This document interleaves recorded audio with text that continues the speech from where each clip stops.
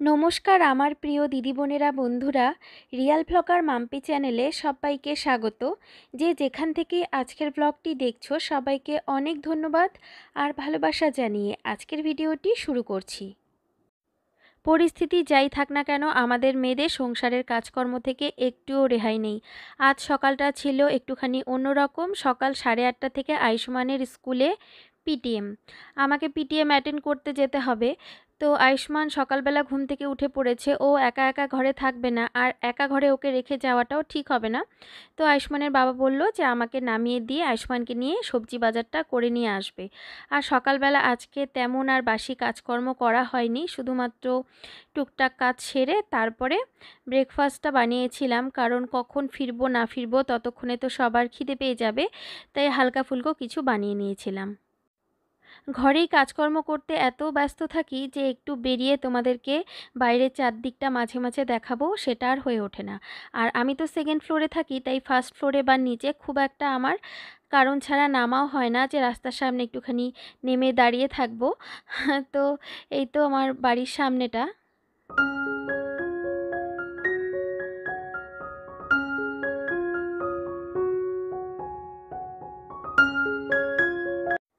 ঘড়িতে প্রায় 10টা 15-র মতো বাজে, সেই সময়টা ঘরে ফিরেছি।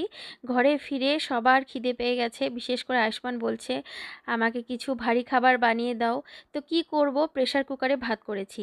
তো সিদ্ধ ভাত করে আগে খাওয়া দাওয়া হয়েছে। চারিদিকে ঘরের অবস্থা ভীষণ ছিল খারাপ। একে একে কাজকর্ম করতে শুরু করেছি। এলোমেলো হয়ে থাকলে আমার আবার একদম ভাল লাগে না। যতক্ষণ আমার শরীরটা চলছে ততক্ষণ আমাকে কাজকর্ম করে ঘর গুছিয়ে রাখতে হবেই। তো এসেই আগে সবজিগুলো পরিষ্কার করে ধুয়ে জল ঝরিয়ে এই তো ফ্রিজে ঢুকে রাখলাম। গরমকাল, সবজি যদি ফ্রিজে না রাখি তাহলে আবার তাড়াতাড়ি নষ্ট হয়ে যাবে। আর এখনকার সবজি দেখবে একটু যদি বাইরে থাকে তাতেই পচতে শুরু করে। তো এই তো একদিকে সবজি টবজি গোছানো হয়ে গেল, এখন ঘরদোরগুলো একে একে পরিষ্কার করে নেব। ভিডিওর মাধ্যমে এমন অনেক বিষয়বস্তু থাকে যেগুলো বলে বোঝানো কখনোই সম্ভব নয়, বা সেগুলো দূরের থেকে দেখলে তোমরা বুঝতেও পারবে না।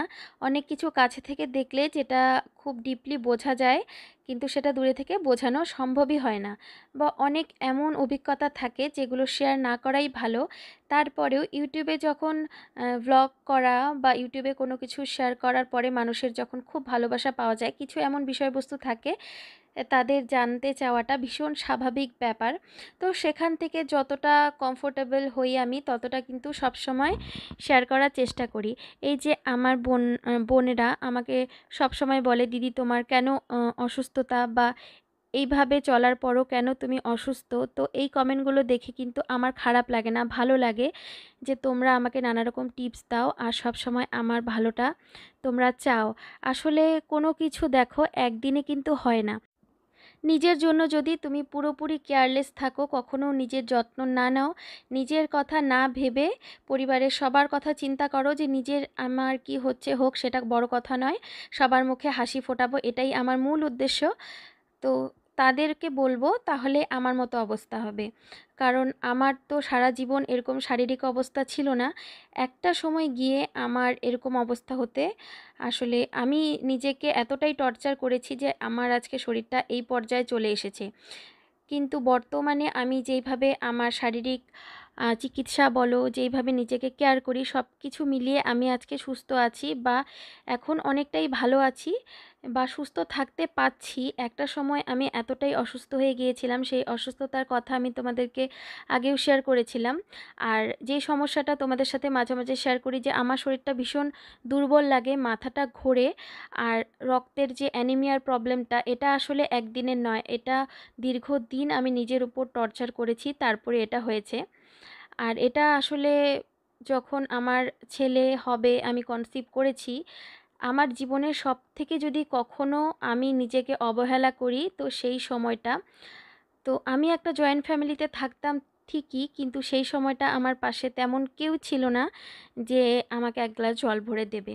কারণ পরিবারের প্রত্যেকেই আসলে নিজের কাজ নিয়ে এতটাই ব্যস্ত ছিল, তাদের নিজের কাজগুলোই তাদের প্রায়োরিটি ছিল। তো সেখানে আমার কি হচ্ছে বা আমি কি করছি কারোই তেমন মাথা ব্যথা ছিল না।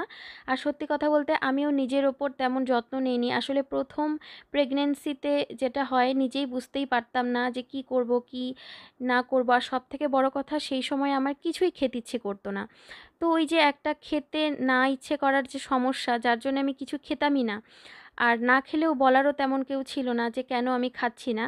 আর একটা সময় তোমাদের দাদা বাইরে কাজ করতো। এখন যেমন আমরা একসাথে আছি, কারণ আয়ুষ্মান ছোট আছে বা ওকে নিয়ে একা আমার বাড়িতে থাকা পসিবলই ছিল না। তো যার জন্য এখন তোমাদের দাদা আমাদেরকে সাথে করে রেখেছে। কিন্তু আয়ুষ্মান যখন হবে সেই সময়টা ও আমাদের সাথে ছিল না। ও কাজের সূত্রে বাইরেই থাকতো আর আমি বাড়িতে থাকতাম। তো যথারীতি বুঝতেই পারো, তোমাদের দাদা ছিল না, আমার কেয়ার করারও কেউ ছিল না। আর ফ্যামিলিতে সবাই সবার কাজে এতটাই ব্যস্ত ছিল যে আমাকে আমার বাবার বাড়িতে রেখে যে আমার একটু সেবা শুশ্রূষা করা, তো সেটা সম্ভব ছিল না আসলে। তো সব মিলিয়ে কাজকর্ম করতে করতে এই তো দিনগুলো পার করেছিলাম। তারপরে একটা সময় যখন বুঝতে পারলাম, তখন দেখলাম যে নিজের ওপর এতটাই আমি গাফিলতি করে ফেলেছি যে কিছুতেই আর সেই জায়গাটা আমি মেকআপ করতেই পারছি না। আর যখন আয়ুষ্মান হয়েছিল তখন আমার অবস্থা ভীষণই ক্রিটিক্যাল, এমনকি আয়ুষ্মানের অবস্থাও ভীষণ খারাপ ছিল। আর আমার ছেলে যে আজ সুস্থভাবে আছে, হ্যাঁ, এটা আমি আগেও বলেছিলাম। আর যার জন্যেই আমি বলেছিলাম যে আমি প্রত্যেক বছর দেখো গণেশ পূজা করি, এর জন্য যে আয়ুষ্মান হয়তো বাঁচতই না আমি যদি ভগবানের শরণাপন্ন না হতাম সেই সময়টা। তো এইভাবে আসলে মা ছেলের একটা খুব খারাপ জার্নি ছিল। হয়তো আরও অনেক কথা থাকে যেগুলো সোশ্যাল মিডিয়াতে বলাই হয়ে ওঠে না বা বলাটা ঠিকও না। তো এরকম একটা স্ট্রাগলের মধ্য দিয়ে যখন আমরা যাচ্ছিলাম, তখন শারীরিকভাবে আমি এতটাই অসুস্থ হয়ে পড়েছিলাম যে ডাক্তার আমাকে অনেক দিন ধরে চিকিৎসা করাতে বলেছিল। তো সেটা আমি করিয়েওছিলাম। আর তোমাদেরকে আমি বলেছিলাম যে আমি বাইরে গিয়ে ট্রিটমেন্ট করিয়েছিলাম। চেন্নাইতে গিয়ে আমার দুবার অলরেডি হয়ে গিয়েছে ট্রিটমেন্ট করা। তো সেখান থেকে আমি আজ অনেকটাই সুস্থ। হ্যাঁ, তবে একটা কথা বলবো, যখন এই পরিস্থিতিটা তোমাদের দাদা বুঝতে পেরেছিল তখন থেকে কিন্তু ও আর আমার হাত ছাড়েনি। তখন থেকে ও সবসময় আমার পাশে থেকেছে আর আমাকে সবসময় সুস্থ রাখার চেষ্টা করেছে। তো এই যে আমার অ্যানিমিয়ার প্রবলেমটা বা রক্ত কমে যাওয়াটা, সেটা কিন্তু চেন্নাইতে ট্রিটমেন্ট করার সময় ডাক্তার বলেছিল যে তোমার এটা হতেই থাকবে, কারণ তোমার ব্লাডের যে সেলগুলো আছে সেগুলো খুব কমে যায়। তো বিভিন্ন কারণে এটা হয় আসলে। তো যার জন্য খুব ভালো ভালো খেতে হবে বা নিজের কেয়ার করতে হবে। আর দেখবে যখন আমি হয়তো একটু বেশি কাজের মধ্যে ব্যস্ত থাকি, একটু খাওয়া দাওয়া কম হচ্ছে বা হয় না সংসারে তো অনেক রকমের চাপই থাকে, হয়তো নিজের উপর একটুখানি কম যত্ন নেই, তখনই আমি অসুস্থ হয়ে পড়ি। আর দেখবে অ্যানিমিয়া বা এই ধরনের ব্লাডের সমস্যা যাদের আছে তাদের কিন্তু ইমিউনিটিটা এমনিতেই খুব কম থাকে। তো সেক্ষেত্রেই আসলে মাঝে মাঝে একটুখানি অসুস্থ হয়ে যাই। কিন্তু তারপরেও এখন যতটা নিজের কেয়ার নেই, এতটা কেয়ার নেওয়ার জন্যেই হয়তো এই যে আমি এখনও ভালো আছি। আর যদি আগের মতনই চলতো আমার রুটিনটা, এতদিনে হয়তো বাঁচা আমার সম্ভবই হতো না। পুরো প্রেগনেন্সি জার্নিটাতে আমি একটা কথা সবার মুখে শুনেছি, যে আমরা তো এর থেকে অনেক বেশি করেছি, আমরা এটা করেছি, আমরা সেটা করেছি। তো সব কিছুই করা যায়, কোনো অসুবিধে নেই। তো সবার কথা শুনতে শুনতেই আমি আসলে নিজের অনেক বড় ক্ষতি করে ফেলেছি। তাই আমি প্রত্যেকের উদ্দেশ্যেই বলবো, কারণ আমার চ্যানেলে অনেক নতুন মায়েরা আছে বা অনেকে আছে বিয়ে হয়েছে হয়তো মা হবে। সারা জীবনে নিজের কতটা যত্ন নিয়েছো জানি না, কিন্তু সব থেকে বেশি যত্ন এই প্রেগনেন্সি পিরিয়ডটাতে নিতে হবে। আর নিজের যত্নটা নিজেকেই করতে হবে, কে কখন যত্ন করে দেবে তার চিন্তা করলে চলবে না। আর এর জন্যই হয়তো আমি আজকে এমন হয়েছি, নিজের কথাটা নিজে আগে ভাবি, নিজের সংসারের কথাটা ভাবি, তারপরে যা হয় হবে। হয় না, কিছু কিছু ক্ষেত্রে একটুখানি স্বার্থপর হয়ে যাওয়াটা দরকার, তাহলে নিজের ভালো হয়। তো এই তো, স্ট্রাগল জীবনে প্রচুর আছে, কিন্তু বলে না সব স্ট্রাগল সব জায়গায় শেয়ার করা যায় না। আর আরেকটা কথা আছে, দুর্বলতাটা সবার সাথে শেয়ার না করাই ভালো। বলে না দুর্বলতার সুযোগ অনেকেই নিয়ে ফেলে। তার জন্য দুর্বল দিকগুলো সবসময় ঢেকে রাখার চেষ্টা করি আর সবসময় একটু নিজেকে স্ট্রং করে চলারই চেষ্টা করি, যাই পরিস্থিতি থাক না কেন। তোমাদের সাথে কথা বলতে বলতে কাজকর্ম দুপুরে রান্না বান্না প্রায় অনেক দূর এগিয়ে এসছে। এখানে দেখো মিক্সড ডাল রান্না করব মাছের মাথা দিয়ে। মিক্সড ডালটা এমনিতে খেতে আমার খুব একটা ভালো লাগে না। সকালবেলা ডালটাকে ভিজিয়ে রেখেছিলাম, প্রেসার কুকারে লবণ দিয়ে ভালো মতো করে সেদ্ধ করে নিয়েছি।